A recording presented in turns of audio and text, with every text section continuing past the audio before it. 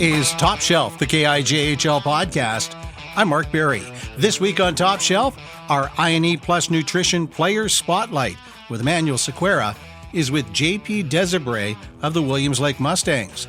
We'll be joined by Princeton Posse head coach and general manager Torrin White. Also, some comments from former Okanagan Knights coach, now with the WHL Rockets, Kris Mallette. So heading into Week 12, the power rankings were led by the Revelstoke Grizzlies, the Grand Forks Border Bruins, Fernie Ghost Riders, Quesnel River Rush, Sicamous Eagles, 100 Mile House Wranglers, and Kamloops Storm. We're already 2 games into Week 12. On Tuesday, it took a while for the Princeton Posse to subdue a very stubborn Kelowna Chiefs side. 3 unanswered third-period goals were the difference in a 5-2 final. On Thursday night, the top 2 teams in the Berks were at it. 100 Mile House relinquished top spot following a 3-2 win by the Kamloops Storm. Brenner Fife stopped 45 of 47 for the W. At this time, I'd like to point you in the direction of an article that will be appearing on the website KIJHL.ca later on Friday. Emanuel has penned a story on former Okanagan Knights coach Kris Mallette, now the head coach of the WHL Kelowna Rockets. He coached Team CHL to back-to-back wins in the CHL USHL Prospects Challenge. One of the questions Emanuel asked is if he felt his time in the KIJHL set him up for the WHL. Yeah, absolutely. I mean, I still run a lot of the same concepts that I did when I was with North Oak. I think that, again, given the ability to and the freedom to really, I guess, put your stamp on things was something. My confidence grew a lot while I was able to coach in the KI. I thought that it was a great stepping stone for my career in regards of the young players that I was able to coach, because we did have quite a young team. The 2 of the 3 years that I was there has helped me, as I progressed as a coach. The travel was hard, the practice schedule, everything, all those details don't change. I think just the pressure might amplify a little bit more as I've moved up, and that's about it. Kris Mallette, head coach of the WHL Kelowna Rockets. Your division leaders heading into the weekend: Kimberley in the Eddie Mountain, but Fernie is charging. Princeton in the Bill Olhausen, but it's closer than it first appears. Kamloops Storm in a very tight Doug Burks division, while in the Neil Murdoch, Beaver Valley and Grand Forks are, where they have been for a while, tied for first. Turning to special teams, Princeton's power play, first at 25%. Williams Lake is next at 23.9%. On the penalty kill, Beaver Valley number 1, 91.3%. Revelstoke is second at 91.2%. The top scorer is Levi Astle, the Border Bruins, with 38 points, followed by Matthew Langdon from Princeton with 36, Brayson Dubé from the Kamloops Storm, and Ethan Davey from the 100 Mile House Wranglers are next with 33. Amongst goaltenders playing 420 minutes or more, Blake Sittler from the Posse at 935, along with Revelstoke's Ryder Ponto. Connor Stojan from the Nighthawks is next at 933. Time now for the ine+nutrition Players Spotlight. Boost your energy naturally with Canada's best-tasting super greens by ine+nutrition. Abundant in over 50 antioxidants, vitamins, and minerals, ine+ Super Greens will improve your immune and digestive systems, increase your energy, and enhance your mental clarity. You'll feel better overall, almost like you could tackle any challenge. Shop now at www.ine+nutrition.com and use the code KIJHL10 to get 10% off your order. Looks like it's won there by Lucas, who chips it up to Desabrais. Good penalty killing here. In the opening seconds, Lucas shorthanded, has a chance, throws it, excellent chance, and they score shorthanded. That is Desabrais, who gets a shorthanded goal in the first 12 seconds of the second period. That is exactly what you're looking for. I'm joined by JP Desabrais of the Williams Lake Mustangs. JP, welcome to Top Shelf, the KIJHL podcast. Hi, thank you for having me. JP, what has it been like for you playing in Williams Lake? I've honestly really enjoyed it. It's a good group of guys. The atmosphere here is great. I know as of right now we're not winning as much as we'd like to, but we have future. That's for sure. You come to Williams Lake from Grand Forks. Talk about what was your reaction to being traded from Grand Forks, and how has the fit been for you? I wasn't too shocked, and it's just the way hockey goes. It's a business, and I'm happy to be here. I'm a lot happier now. Not saying I wasn't happy, but it's just I feel like I'm fitting in well. When you say that you weren't surprised about the trade, why is that? I wasn't performing to my best, and I still don't feel I am performing to my best, but it's just the signs were all pointing in that direction, and it's not something I could have been mad about. And as you say, it's been working out well for you in Williams Lake. I mean, talk about why has it been such a good fit for you so far in Williams Lake? I just feel like it's where I'm supposed to be right now. I enjoy the guys. The coaching staff is great, and we're given a lot here. You've played with Asher Lucas quite a bit, but maybe touch on the chemistry that you have with him and some of the other guys that you really click well with. Asher's a great hockey player. He's a young kid, and he's got a lot of promise. He's at 31 points or so, and I just feel like the season's just getting started for us. There's a lot of other guys on the team too. There's Kalen Swanson, Logan Houck, Matt Keeler, a lot of key forwards on the team that bring a lot day in and day out. And then we have our defensive group, which is a young group, but I don't know. It just seems like everybody wants to work hard every day. What do you like about this team that you see so far? Honestly, it's we're not quitting. We still have over half a season left, and I know we're not where we want to be, but there's a few wrinkles that can be ironed out, and once we start performing like we can, I feel like we could make a push. I just want to come back to something that you saying that you're still not quite where you can be playing wise. Maybe touch on what some of the things are that you feel that you can do better, and maybe how close you are to getting to where you can be. Honestly, it just has to do with the mental aspect of the game.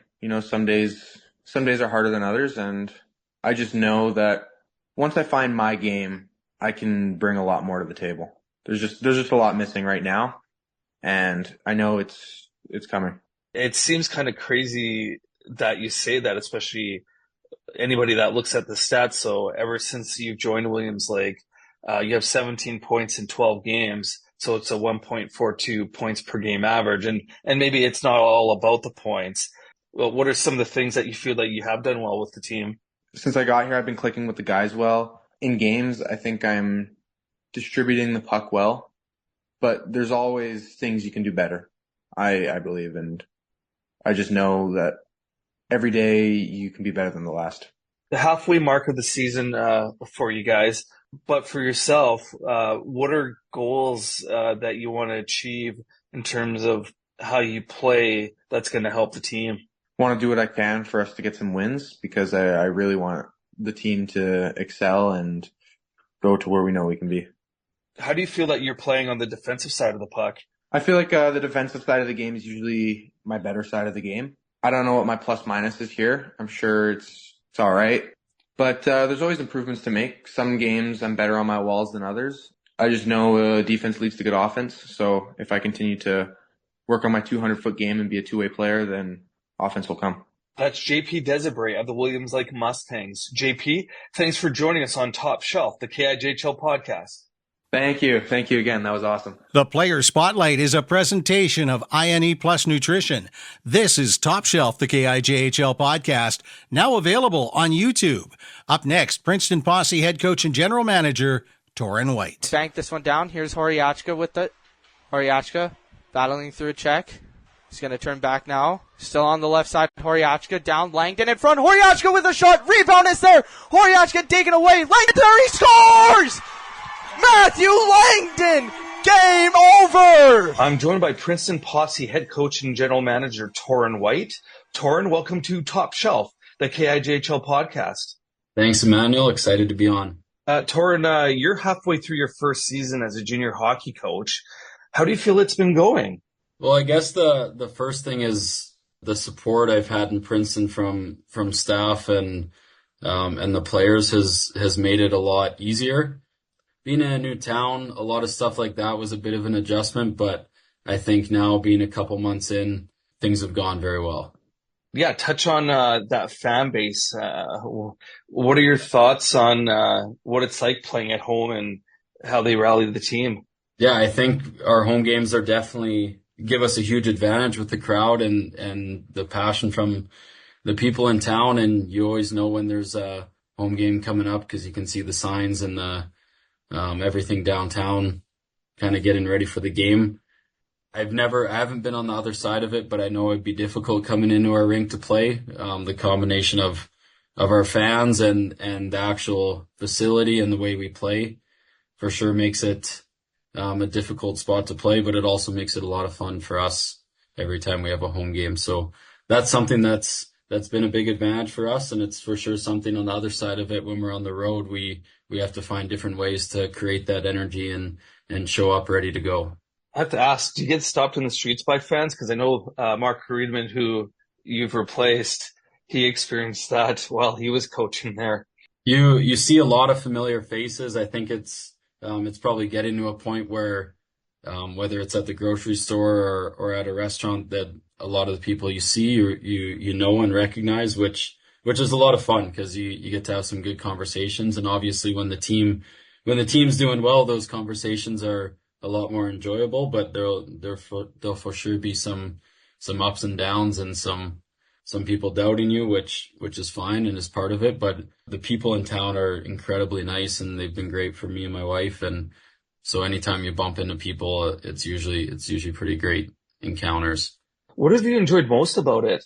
I think there's a couple things. My personal favorite is the access to the ice we have. We spend a ton of time on the ice, which means we get to work on a lot of different things. That's been a lot of fun for me so far. And then the next best thing is the group of guys we have, how committed and on board they are. It makes being at the rink every day a lot of fun. It's something we've talked about from day one, where there's a lot of pressure and expectations. So having some great conversations with them on different ways to deal with that and different ways they're feeling about things is usually one of the better parts of the day. So lots of new experiences and working with the junior age players. They're a little bit more mature, and you can have those, whether it's tough conversations or a little deeper conversations. It's interesting. It's been a lot of fun. How do you feel that your team is playing of late? We're pretty happy with how things have gone. We've obviously had a lot of success to start.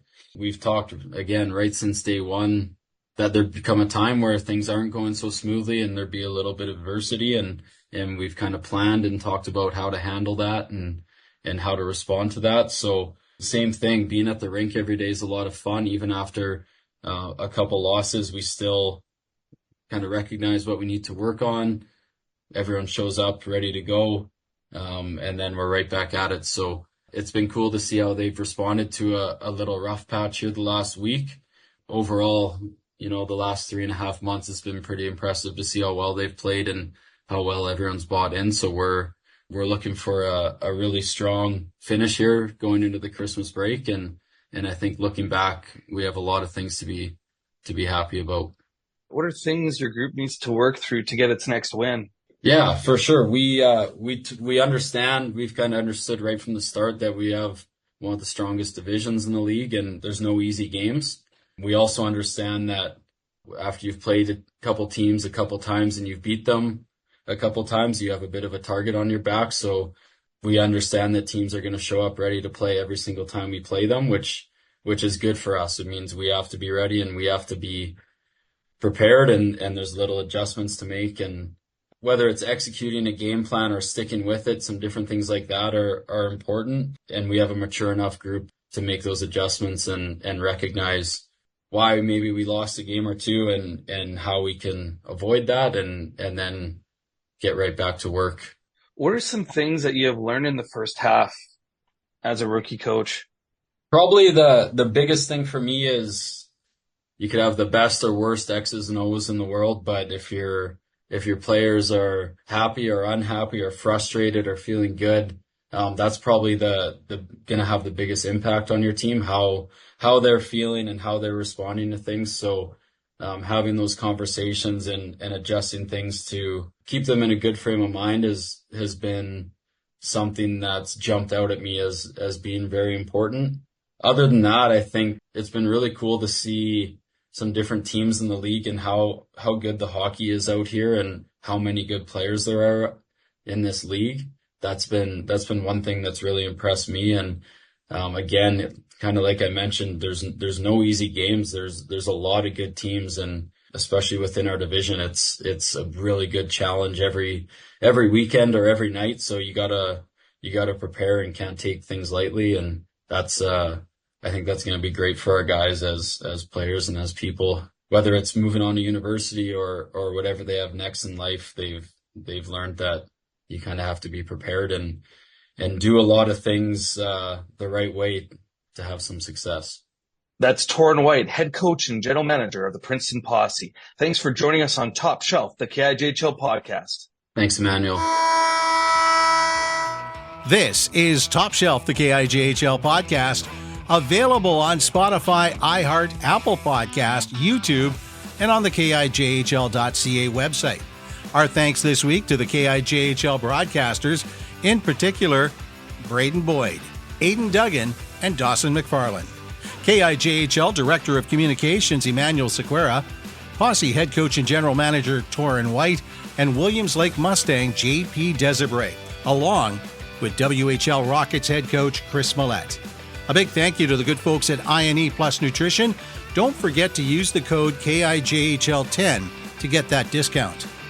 Finally, a stick tap to Flow Hockey, which brings our players closer to their families and friends back home. I'm Mark Berry. This is Top Shelf, the KIJHL podcast. We're back in 7 days.